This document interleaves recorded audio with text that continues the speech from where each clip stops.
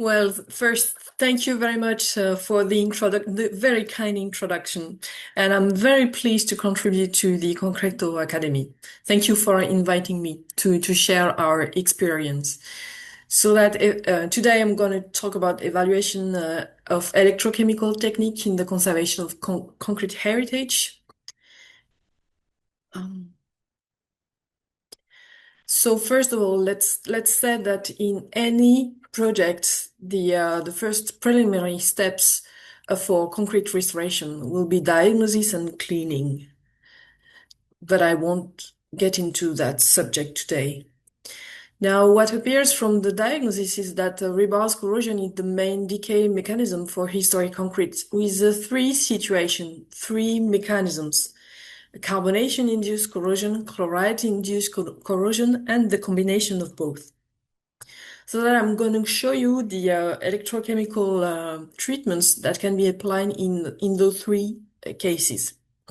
So for carbonation-induced corrosion, the standard electrochemical treatment could be realkalisation.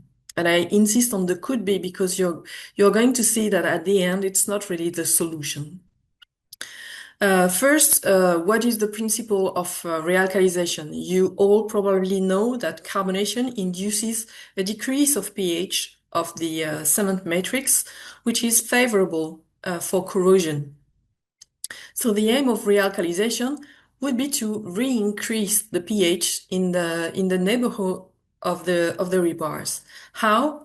By using the rebars as a cathode, you can see here, using a superficial anode here, and using an electrolytic paste containing an alkali that you can see here in blue.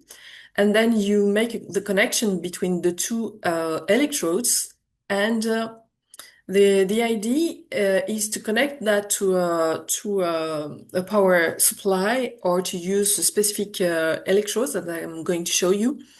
And using the current, and you produce a water electrolysis around the rebars, and an alkali electrolyte migration to the rebars. And it's a temporary treatment. I mean, it lasts 2 weeks, more or less. And then you remove everything, and then it should be okay. So there are two type of techniques to have a power supply.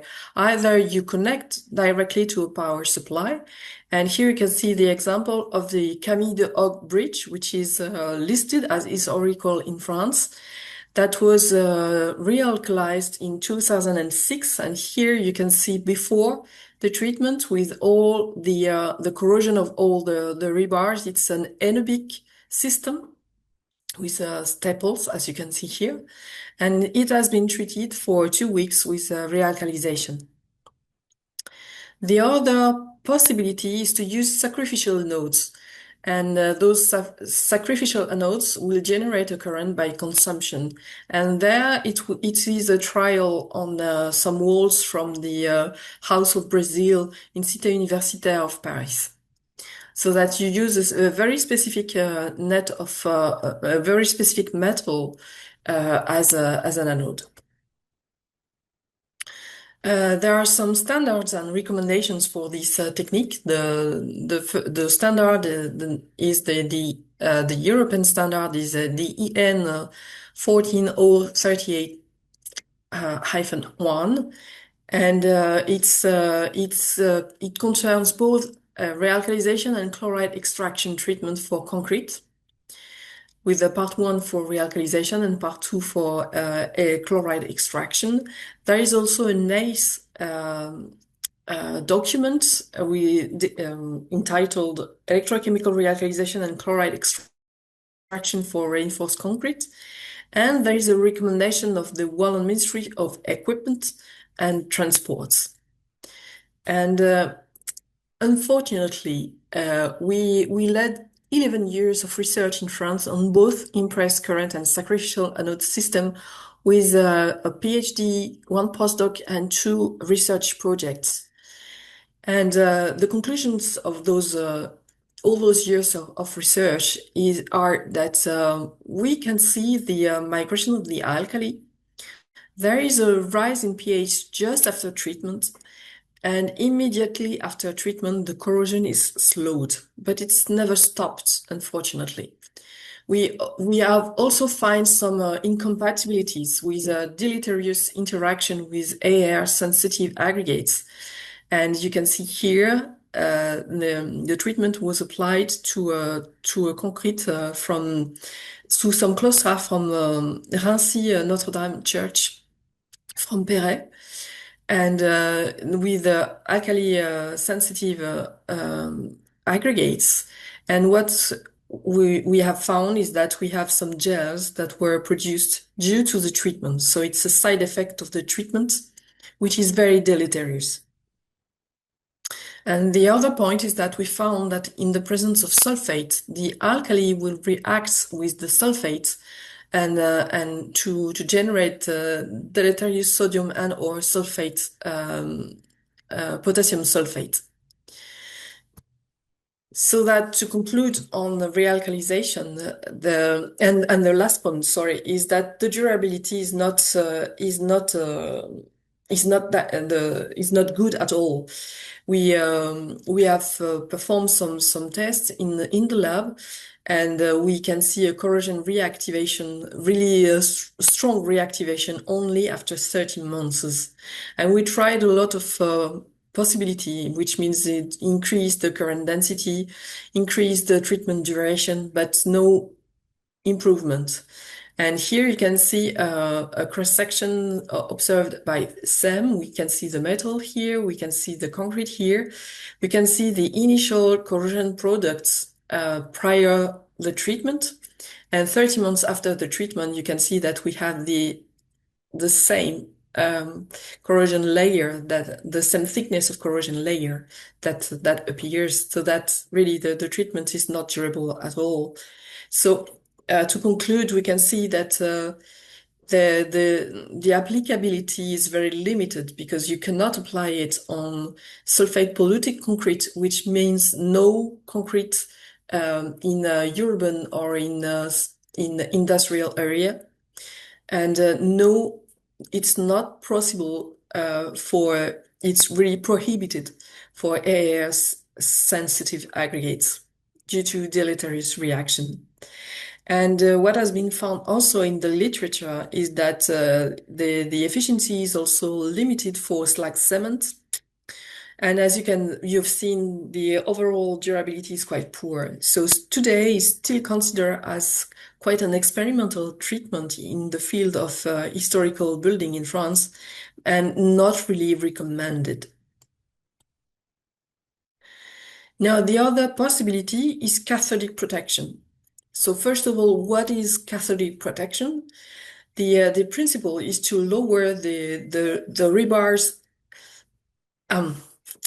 the rebar's potential toward the threshold value, which is the protection potential, where the corrosion speeds becomes negligible.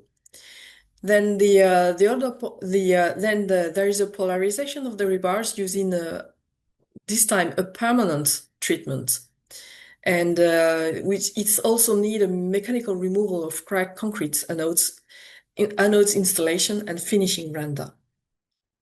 So there are again two techniques, the one using impressed current, which needs a contact with the rebar, the implementation of the anodes, but also reference electrodes, a finishing render, and the power supply. And again, it's a permanent treatment, and the maintenance is mandatory. Here you can see trials in Halles du Boulingrin in Reims, and you can see that it's very invasive, a lot of wires, so quite invasive. Here is the second possibility, which is a cathodic protection using sacrificial anodes, which means galvanic current. Again, contact with the rebars, different type of anode, discrete zinc coatings, the introduction also of reference electrode, and very often a finishing render is needed. Here you can see some trials that were performed in Halles Freycinet in Paris in 2015.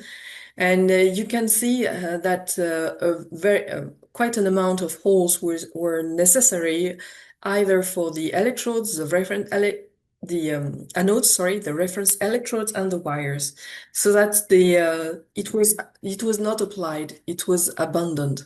And one of the reasons of so many holes is that the rebars network was not very well connected, which is often the case in historic concrete. But if it's possible to apply it, again, it's a permanent treatment and the maintenance is mandatory. And there are also some standards in Europe for this technique, which is the EN 12696, and there is a CEFRACOR guideline from the French Centre Français de l'Anticorrosion, and the title is Anode galvanique pour le traitement de la corrosion des armatures des constructions en béton. So to conclude on cathodic protection, dealing with implementation, it's quite invasive, one connection per square meter. It has an aesthetic impact because very often a render is needed or a coating. It requires a permanent monitoring to be sure that the currents delivered are the good ones. And it requires certified operators, but also a certified person for the design.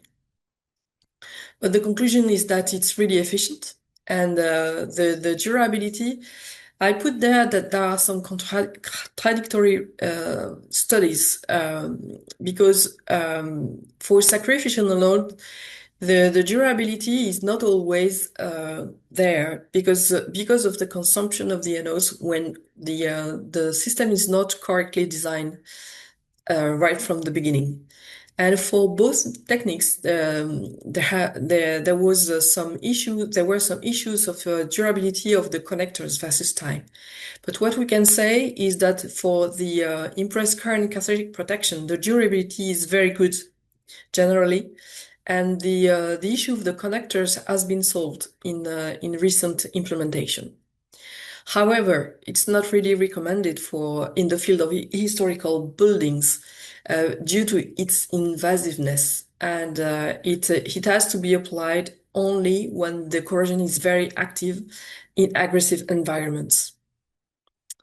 Now, to conclude on the carbonation-induced corrosion treatments, what we can say is that realkalisation is not durable enough, and that cathodic protection is efficient but invasive. And as you can see, there is never an all-purpose solution.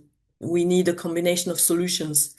And an important point is that in any case, when corrosion is part of the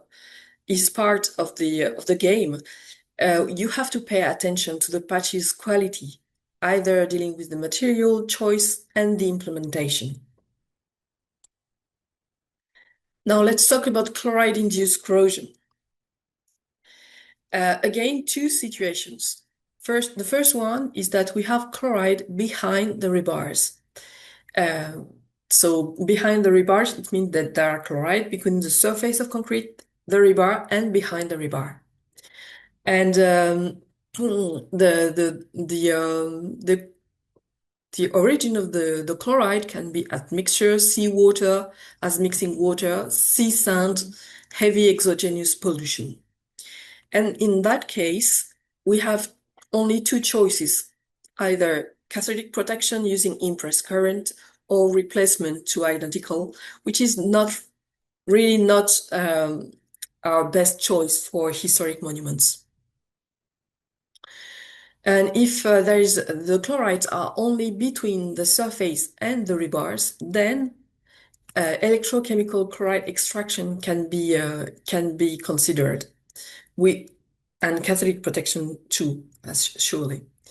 Now let's talk about the principle of electrochemical chloride extraction. It has to do with realkalisation. It's the same idea to use the rebars as an electrode, to put an electrode on the surface an electrolytic poultice. But then what we wanted for realkalization, the plus ions, which mean the alkali, the sodium or the sulfate or the potassium, sorry, to go to the rebar, to move to the rebar and to increase the pH. And there, what we want to do is to remove the minus ions. I mean, to move the chlorides from the rebar to the surface. So the idea is to extract the chloride, but as you understand, it's only between the two electrodes, so that if there are some chloride behind the rebar, then you can't reach them. Again, the electrolytic paste has to contain an alkali for pH buffering. And it's again a temporary treatment, but it lasts a little longer than the realkalization, almost 3 weeks. And here you've got an example of implementation of the system in the sculpture Le Signal from Georges-Henri Adam, which was built between 1959 and 1969. It's a 22-meter long, 7-meter high sculpture, and it's in the Le Havre harbor facing the sea. And we had a chloride-induced corrosion, especially from inside the sculpture, as you can see here, quite heavy corrosion. So here you can see the first step, the connection to the rebars, then the implementation of the anode, which is this network. Then we have the electrolytical poultice, which is sprayed, as you can see here. And here is the connection to the power supply. So again, a lot of wires. And we have to say that for this sculpture, the results were quite okay.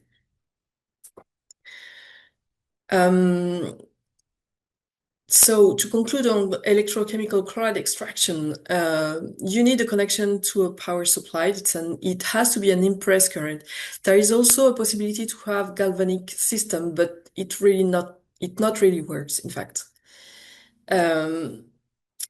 It's better to use impress current. And again, the same standard with part 2 for chloride extraction for EN, and the same one for the NACE. Now for cathodic protection, more or less same conclusion than in carbonated concrete. It's quite invasive. It has an aesthetic impact. And it has to be preferred only when very active corrosion in aggressive environment, which means massive chloride pollution, dynamic chloride pollution. When I mean dynamic is when the chlorine can increase on a daily basis. It means for a monument facing the sea. And chloride pollution behind the rebar, and combination of chloride pollution and carbonation, but I will come back on this last one a little later. What I have to say that we had a project named Acrobat. It was in cooperation with the Bridge and Roads Ministry in France. And the approach was a feedback on the viaduct, the Saint-Cloud viaduct. It's on the highway between Saint-Cloud and Boulogne, nearby Paris, with 120,000 vehicles per day. It was built between 1972 and 1974 using reinforced concrete and pre-stressed concrete, and it had a heavy chloride pollution beyond the first bed of reinforcement due to de-icing salt, the use of de-icing salts. So there was a pilot project of ICCP in 2012 and 2013, and the worksite repair was achieved in 2015 with 35,000 anodes inside, 8,000 anodes outside, and it was the first ICCP with discrete anodes on a bridge in France. And you can see here the installation of the system. The good point is that it could be installed from the inside of the bridge. And the conclusion of this project is that in 2025, the durability was very okay. Only a few spots of connection issues, but I should say that 95% of the bridge was still working correctly. And the last situation is when you have a mix of carbonation and chloride-induced corrosion, which is often the case for buildings facing the sea, historic buildings facing the sea. And we had a research project in cooperation with the Université Gustave Eiffel. And the idea was to work on the efficiency of chloride extraction on both carbonated and chloride polluted concrete. And the PhD student that worked on this project was named Yolène Tissier. Sorry.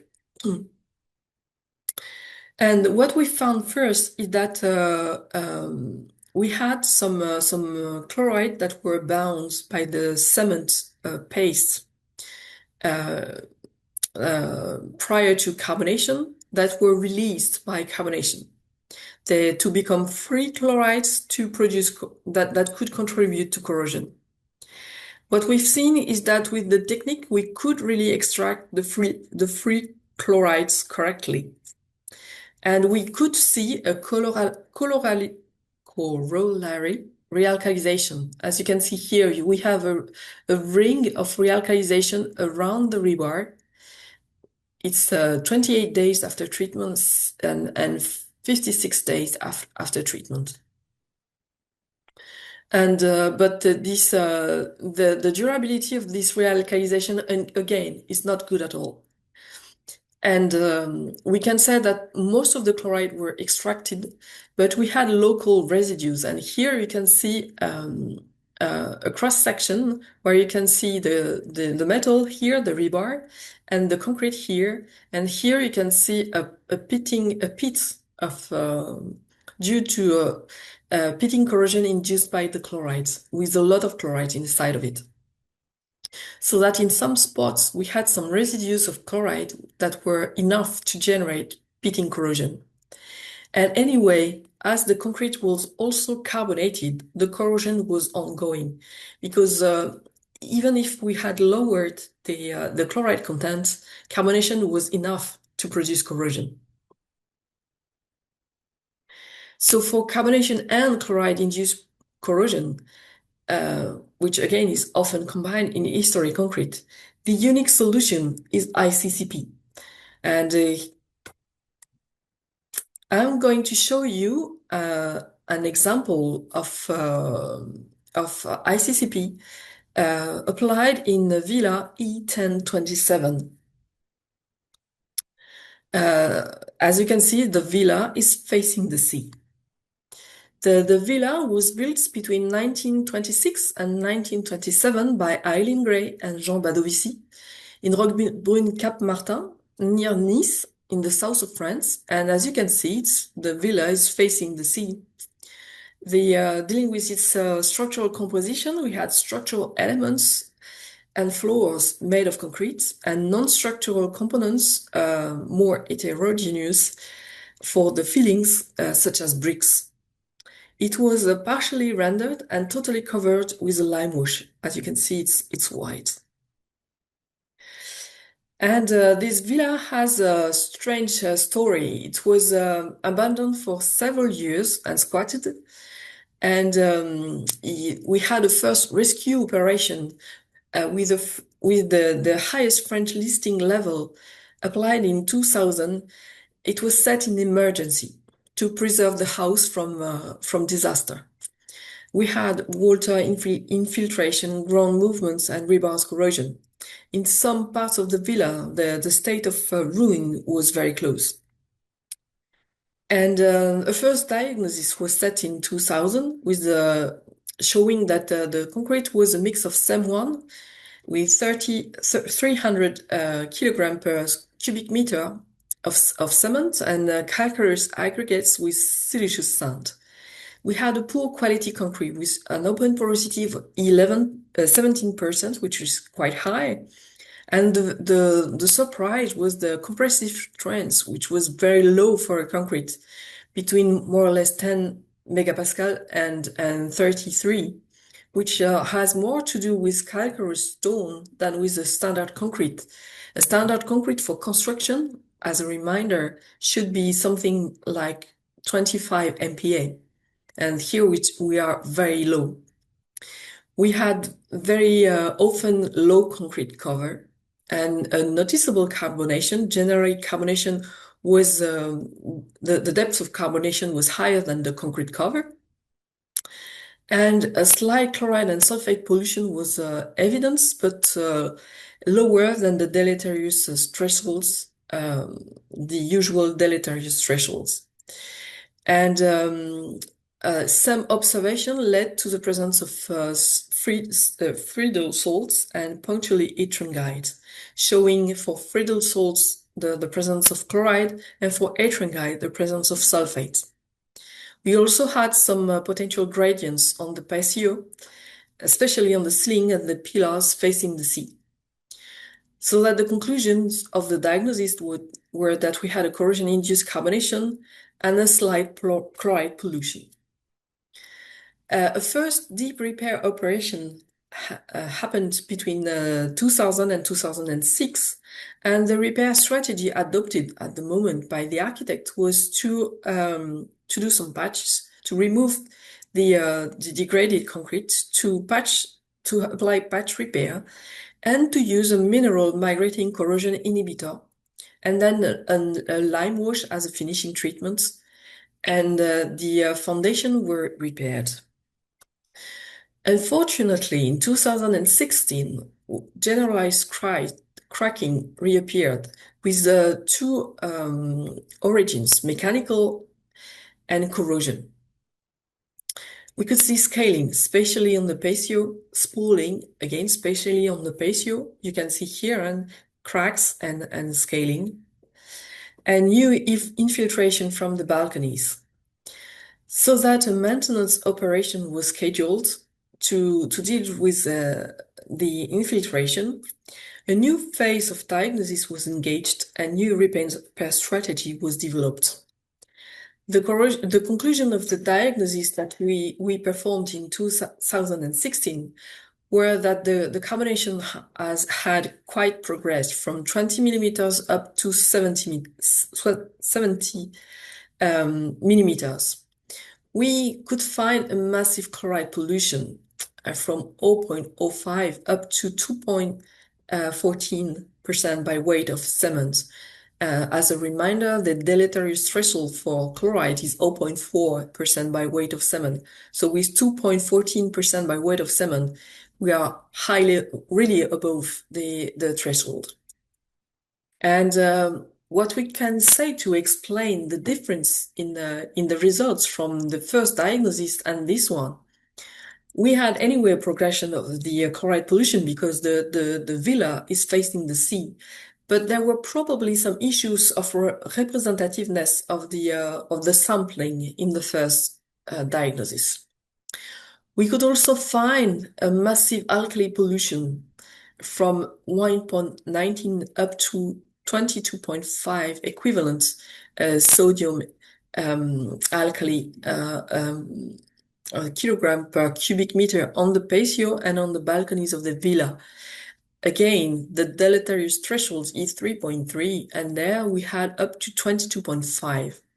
To explain that, probably there were some alkali initially in the concrete, but the migrating corrosion inhibitors, that was a monofluorophosphate of sodium that was applied in the previous repair operation, probably contributed to this high level of alkali content.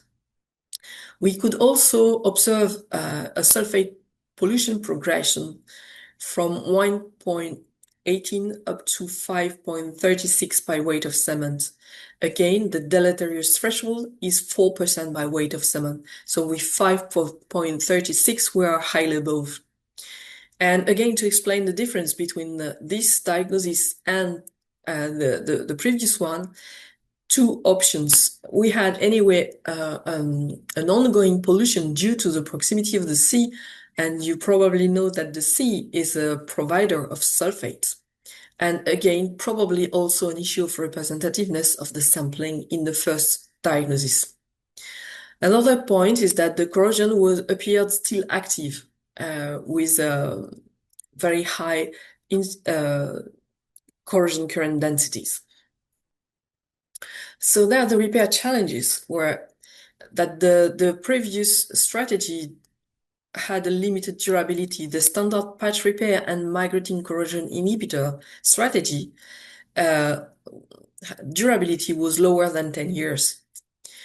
So one option could have been chloride electrochemical chloride extraction.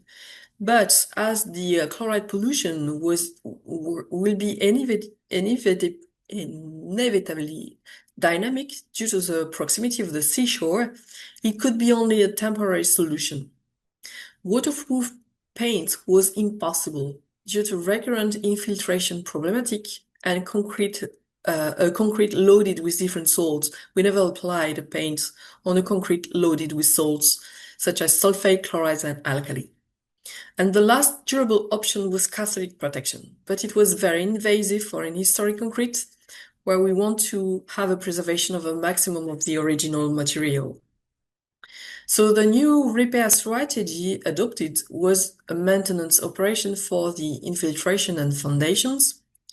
And what we have been asked is to check the actual corrosion dynamics of the reinforcement. So we performed an additional corrosion diagnosis of the reinforcement. And the idea was to evaluate the possibility of implementing an ICCP on a historic concrete context. So that in 2017, during the whole year, we did the corrosion monitoring. And in 2018, there was an ICCP trial. So the corrosion monitoring strategy combined instant non-destructive testing, the standard one with potential mapping, as you can see here, and polarization resistance measurements in singular points. And we performed 4 series of measurements all through the year. And it was also this restoration operation was experimental at several levels. At the level of the ICCP, but also at the level of the diagnosis. And you can see here that we installed for the first time a permanent monitoring for 1 year with the help of a Spanish startup named Sensecor that designed and implemented the system. And it combined in an innovative corrosion sensor that you can see implemented here, temperature and relative humidity sensors that you can see here that were embedded in the concrete. And we had a weather station, and the data acquisition system. It was all wire connected and connected to a power supply. And it was also connected to internet platforms so that we could have the results from the desk. And it was implemented in 2 areas which were critical, which was one beam here in the patio and the southern balcony, which were the spots exhibiting the most severe corrosion according to non-destructive testing. And what we have found is that little by little, you can see all the measurement that we performed, pay attention to the current corrosion current density. And what we've seen is that for the beam, gradually this corrosion current density increased through the year, and gradually we also have seen some cracks appearing on the beam, a crack opening, while the corrosion was negligible and stable in the southern balcony. The monitoring was consistent with the non-destructive testing. As you can see, here is only the potential on the balcony, which was quite stable, while on the beam we had a strong decrease of the potential, which is representative of ongoing corrosion. So the synthesis of the complementary diagnosis was that the temperature and relative humidity, I couldn't show you everything, but trust me, temperature and relative humidity were quite stable in the concrete. And so that the instant electrochemical measurement could be extrapolated to the whole year. Um, we were also surprised by the low value of relative humidity inside the concrete. That was enough to generate highly active corrosion. The average of relative humidity in the concrete was 33 to 63 to 68% average. And it probably has to do with the sodium chloride hygroscopicity or to the aggressiveness of the combined pollution, carbonation, and chloride. And we had the high levels of corrosion in in the beam, and we had a propagation phase that was reached, so that we could implement an ICCP trial. It was and the challenge of this ICCP trial was to implement the ICCP, but taking into consideration the the uh, the principle of conservation of historic monuments, which means to try to avoid massive removal of original material. So there was an experimental phase of impressed current ICCP on a beam and a pillar, and 1 square meter of the ceiling of the patio, as you can see here. The objective were to evaluate ICCP efficiency for quite low but recurrent corrosion current and dry conditions, and to try to minimize the invasiveness of the implementation. So it was performed in cooperation, this trial was performed in cooperation with the masonry conservation company, Chaux et Sable, and a company specialized in ICCP, and it was performed under I'm sorry about that.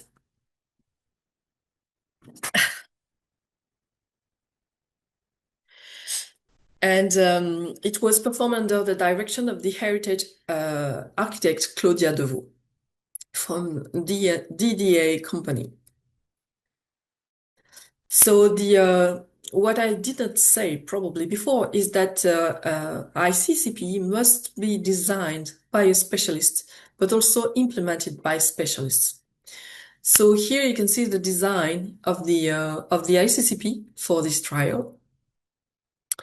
And this design and implementation was performed by Freycinet Company. And they embedded some anode, 20 centimeter per 35 centimeter mesh reference electrode, and they wired everything to the remote control system and access to the current. And the first point is that the corrosion of the rebar that was observed through the corrosion monitoring and non-destructive test was confirmed. You can see here rust spots everywhere. And then you can see the lines that were sewn for the implementation of the wires. Here the drilling for the implementation of the anodes. And again, we had an erratic network of rebar as on Camille de Hoc Bridge. So we had first to restore the electrical continuity. And as you can see here, using welding some new rebars. Then the anodes were cut to the length, and they were wired and coated with a specific grout composition, which is a very conductive grout. So here you can see the anodes, here an anode before the implementation, and then here, and the wires connected, and the injection of the grout. And here the reference electrodes that were inserted and wired. And what has been performed is to try to insert all the cables in the same holes, which generally they do not do that. They use 1 hole per wire. It was performed to minimize the impact of the implementation. And here is the great job of Acho et Sable on the concrete finishing to reproduce the formwork board impression. And it was almost invisible after the white finishing, as you can see here. So just to remind you how it was before on this one, and after finishing and after finishing. And the wires and electrical boxes were still partially visible because it was a trial that could be removed in case of.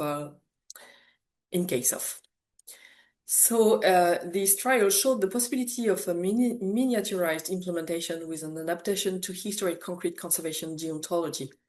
The finishing touches carried out in synergy with the masonry company allowed for optimal aesthetic integration.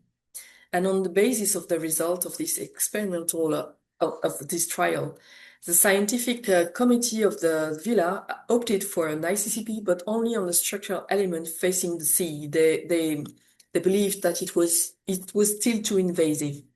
So in the structural element facing the sea, it was implemented, which means on the pillar and beams, and the underside of the balconies.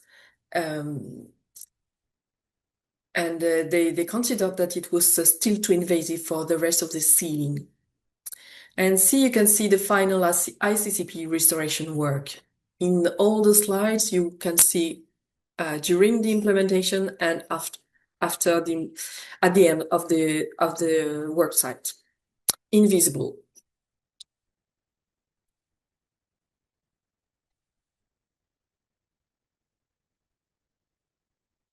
So to conclude on the villa, on this beautiful job, we can conclude that the corrosion diagnosis demonstrated the aggressiveness of the combination of carbonation and chloride pollution for the reinforcement, even at low humidity levels in concrete.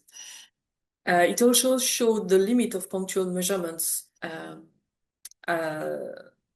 the need for development of techniques of monitoring of the corrosion of reinforced concrete. And this project is one of the first examples of CCP applied in the field of historical monument, and it allowed to open the door to this type of electrochemical treatment for historic monuments, thanks to the synergy between the various actors of the site and with a kind of surgical implementation. And the outlooks, the next steps, were some new developments in monitoring, on corrosion monitoring. And we have now some innovative miniaturized sensors that were developed in France by Essier and Unilefel. And we have a close-up checking of the efficiency of the durability of the installation at the villa, and it still worked well. And since the villa, we had new sites installed in France.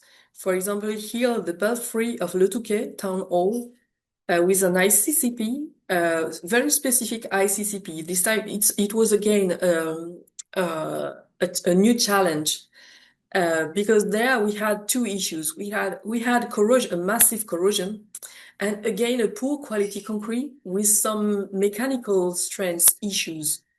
So that what has been performed there is to use the ICC, to use some carbon fibers to reinforce, mechanically reinforce the belfry from inside, and to use the carbon fibers to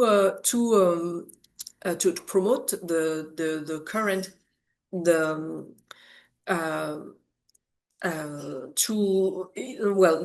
fibers, the carbon fibers were also used as an anode for the ICCP. So that with the same ICCP treatment, we combined resolution of the mechanical issues and corrosion issues. And it was also installed here in the Villa Fussi du Rothschild for the internal structure of, as you can see here, there was a huge metallic structure that was inserted in the concrete, and it was also treated with an ICCP. And we had new trials ongoing on complex rebar networks. Here, for example, we have a trial on the Saint-Jean Church in Montmartre with the Contensin system, which is mixing bricks and rebars and concrete. The bricks are inserted, the rebars, sorry, are inserted in the bricks, and then the concrete is poured. And it's very difficult to implement ICCP there anyway to treat the corrosion of the rebars and to implement an ICCP. But the first results of the test are very interesting and quite conclusive. Another project ongoing is ArtSim. It's a project led by my colleague from the concrete department, Myriam Bouichou. And the name of the title of the project is The Art of Fake. We are working on fake woods and rock work in the gardens of the 19th century. And here you can see some fake wood made of concrete. And we are also trying to implement ICCP, but there with anode wires, very thin anode wires in those fake woods made of concrete. Now to conclude, again, I have to say that the main decay mechanism of historic concrete is rebar corrosion.